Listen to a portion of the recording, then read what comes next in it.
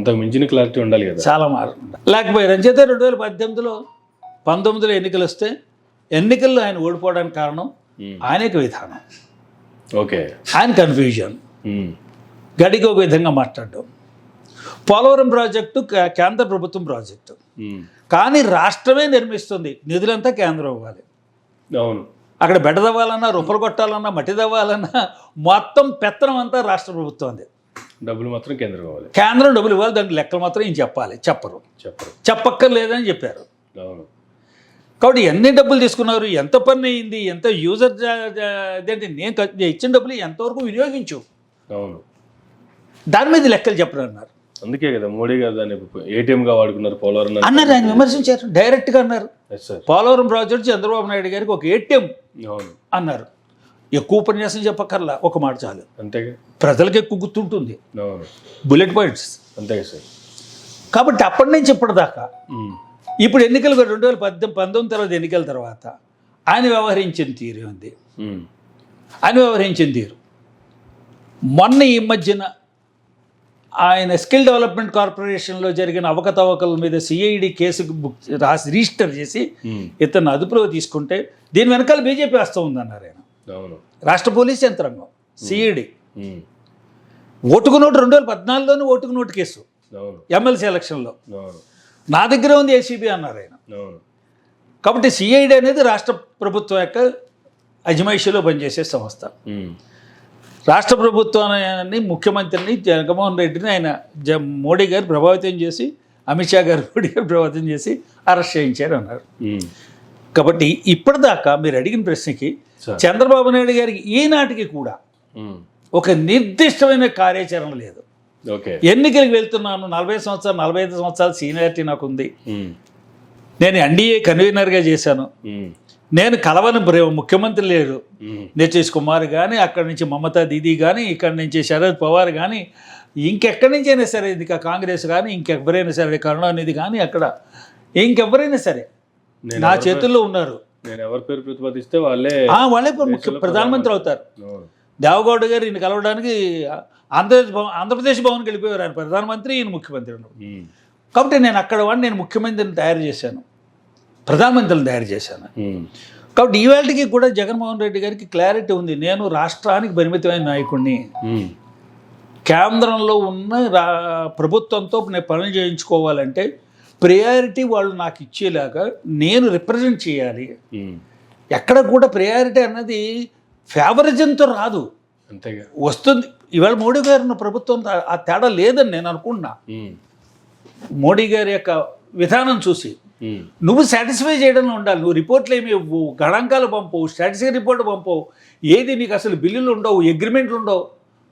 Skill development corporation అంటే agreement conclude అవ్వలే, దాంట్లో నోట్ లేదు, నోట్ ఫైల్ లేదు, పైసలు ఇచ్చేశారు, దాని పైసల మీద ట్యాక్స్ జిఎస్టీ కట్టాలి. జిఎస్టీకి సెంట్రల్ గవర్నమెంట్ జిఎస్టీ, వాళ్ళకి జిఎస్టీ రాలే, ఇన్ని 100 కోట్లు పేమెంట్ అయితే మనకి జిఎస్టీ రాలేదని చెప్పి వాళ్ళు వెతుక్కున్నారు, కెలిగితే విషయం బయటపడింది. అందుచేత నీ ప్రవర్తన చాలా నీట్గా ఉండాలి. రైట్. ఇప్పుడు మళ్ళీ ఎన్నికలు అయిపోయిన తర్వాత ఆయన పొత్తు ఉంటుందా ఉండదా అన్నది నన్ను బీజేపీయే కోరుపెట్టింది, బీజేపీయే నన్ను అడుగుతోంది. ఈ పొత్తుకు నేను అడగలేదు, పొత్తుకు నేను దిగలేదు. జాతీయ పార్టీ ఇంతో పొత్తు పెట్టుకుంది. ఎందుకు పెట్టుకుంటుంది? కాంగ్రెస్ పెట్టుకుంది ఎందుకంటే ఓడిపోయి ఉంది, అక్కడ నెగ్గి ఉన్నారు, స్కేల్ పెరుగుతోంది, గ్రాఫ్ పెరుగుతోంది. 400 సీట్లకి టార్గెట్గా పెట్టుకున్నారు. ఎక్కువ అధిక రాష్ట్రాల్లో వాళ్ళు అధికారంలో ఉన్నారు. 2 డెవలప్మెంట్ 2014కి ఇప్పటికీ చూపిస్తున్నారు తేడా.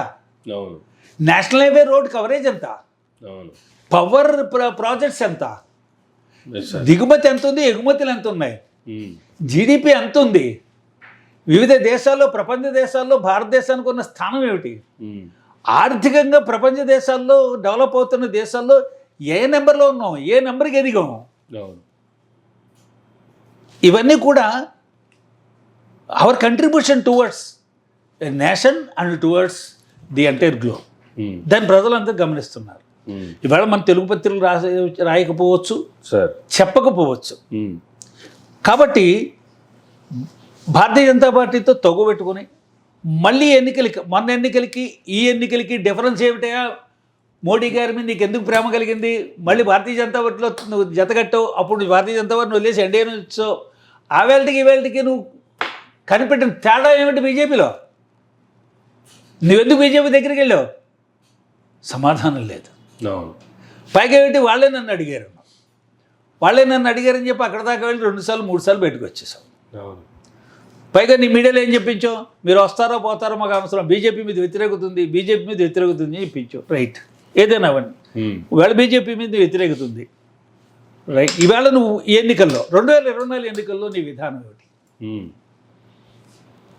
భారతీయ జనతా పార్టీలో అనాదిగా గత అంటే 83లో ఏర్పడింది, 80లో ఆ టైంలో ఏర్పడిన పార్టీకి 44 సంవత్సరాల చరిత్ర గల పార్టీకి ఆంధ్రాలో నాయకత్వం వహిస్తున్న వాళ్ళు, ఆంధ్రాలో పార్టీకి తో మమేకైన వాళ్ళు ఎవరినో పొడి చేస్తున్నారా ఈ 2024 ఎన్నికల్లో? అసెంబ్లీకి కానీ పార్లమెంట్కి కానీ ఎక్కడైనా రాజకీయ పార్టీలో కొత్త వాళ్ళు చేరితే ఎవరితో పోటీ చేస్తుంది ఈ పార్టీ?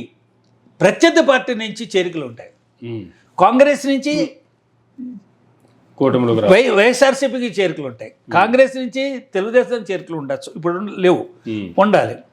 అలాగే తెలుగుదేశం నుంచి కాంగ్రెస్కి వెళ్ళేవారు, అలాగే వైఎస్ఆర్సీపీ నుంచి ప్రతిపక్షం తెలుగుదేశంలోకి వెళ్తారు, తెలుగుదేశం నుంచి వైఎస్ఆర్సీపీలోకి వస్తారు, తెలుగుదేశం నుంచి కూటమి పార్టీ జనసేనకి వెళ్ళి టికెట్ తెచ్చుకోవడం ఏంటి, తెలుగుదేశం నుంచి బీజేపీలోకి వచ్చి కూటమిలో టికెట్ తెచ్చుకోవడం ఏంటి?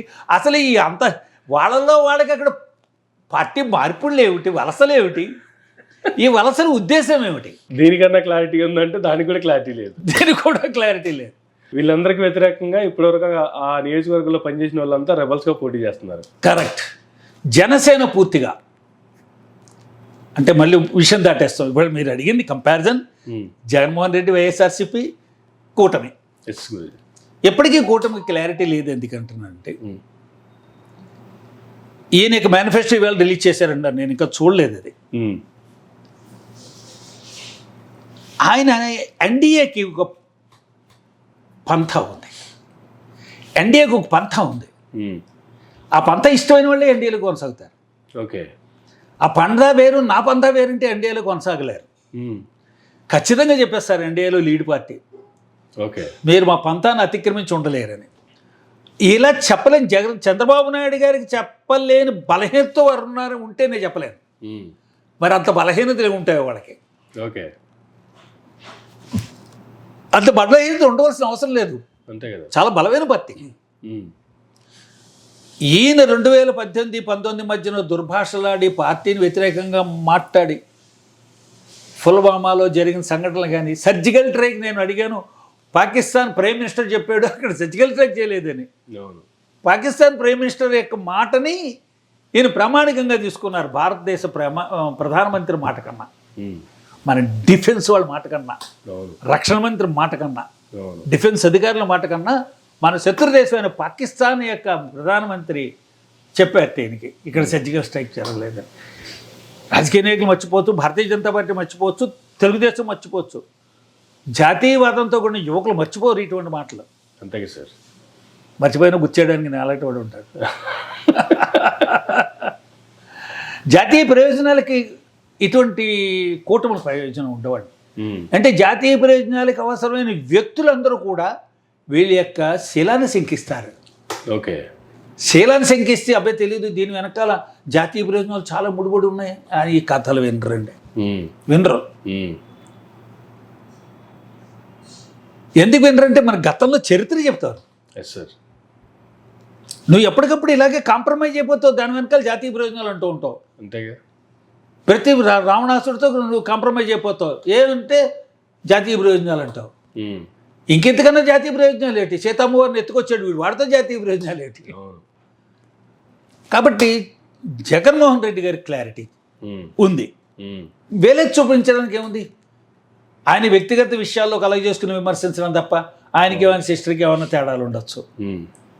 వాళ్ళకి వాళ్ళ చిన్నాన్నగారు హత్య కేసు అనుకుందాం. అదే రీసెంట్గా ఆ విషయాన్ని కూడా తీసుకొచ్చి అది మీ ఇంటి సమస్యని రాష్ట్ర సమస్యగా ఎందుకు రుద్దుతున్నారు మీరు అన్నటువంటి కామెంట్ కూడా చేశారు కదా, అదే చంద్రబాబు నాయుడు గారు మళ్ళీ ఆయనే తీసుకొస్తాడు, ఆయనే రుద్దుతున్నారు అంటాడు. అవును, మోడీ గారి భార్య గురించి ఈయనే తీసుకొస్తాడు. అవును. ఆయన భార్యను చూసుకోవట్లేదు అంటాడు. నాకు ఒక ఐడెంటిటీ ఉంది, నేను తండ్రిని, నేను భర్తని, నేను తాతని, నేను ఇంకేదో అంటూ ఉంటాడు, కొడుకుని. ఆయనకి ఐడెంటిటీలు ఏం లేవండి ఒక జాతీయ మోడీ గారికి. అంటే నేను ఆయన పార్టీ నెగ్గుతుందా నెగ్గదా, అధికారంలోకి వస్తుందా లేదా తర్వాత మాట. వ్యక్తిగా ఆయన్ని గౌరవించడంలో ఎవరికన్నా ఆయన రెండో వ్యక్తి కాదు, is second to none. Okay. మరి ఆ విషయంలో ఒప్పుకు తేలారు, లేకపోతే మన వ్యక్తిత్వం ఇంకా చంకనాగిపోతుంది. మోడీ గారికి ఉన్న ఐడెంటిటీ ఒకటే ఈజ్ అవర్ ప్రైమ్ మినిస్టర్. ఇక్కడ ఎవరైనా ఆయన నాంపల్లి నుంచి పోటీ చేస్తాడు కాంగ్రెస్ లీడరు ఫిరోజ్ ఖాన్. ఆయన డైరెక్ట్గా ఇంటర్వ్యూ అడుగుతుంటే మీరు మోడీ గారు yes I am very proud of prime minister Modi అన్నాడు. అదే మీరు కాంగ్రెస్ అయితే is our prime minister, is my prime minister. That is ఏ పార్టీకైనా ఆయనే ప్రైమ్ మినిస్టర్. ఎస్ ఎవరు ప్రైమ్ మినిస్టర్ ఎవడైనా అన్నాడంటే వాడు పాకిస్తాన్ వాడే, ఆఫ్ఘనిస్తాన్ వాడే, చైనా వాడే. చైనా ప్రైమ్ మినిస్టర్ మీరు కనపడితే ఎవరు ప్రైమ్ మినిస్టర్ అంటాడు, నేను కనిపించిన ఎవరు ప్రైమ్ మినిస్టర్ అంటాడు. కానీ భారతదేశంలో ఇక్కడ ఉండి ఇక్కడ బతుకుతూ ఇక్కడ ఎన్నికల్లో పోటీ చేసి ఇక్కడ ఎంపీ అయిన వాడు యువర్ ప్రైమ్ మినిస్టర్ అన్నాడంటే అంతేగా డిస్క్వాలిఫై చేయాలి. ఇక్కడ ఎవడైనా యువర్ ప్రైమ్ మినిస్టర్ అంటే డిస్క్వాలిఫై చేయాలి. అవర్ ప్రైమ్ మినిస్టర్ అన్నా ఎన్నికల్లో రాజకీయాలుగా మీరు కొట్టుకోండి, పోటీ చేయండి, ఓడించుకోండి, ప్రైమ్ మినిస్టర్ అయిపోయిన తర్వాత ఈజ్ అవర్ ప్రైమ్ మినిస్టర్. అంతేగా. కాబట్టి ఆయనకి జగన్మోహన్ రెడ్డి గారికి క్లారిటీ ఉండడం అన్నది ఆయన ప్లస్ పాయింట్. గడిగో విధానం మార్చుకోలేదు. అవును, మార్చుకోలేదు.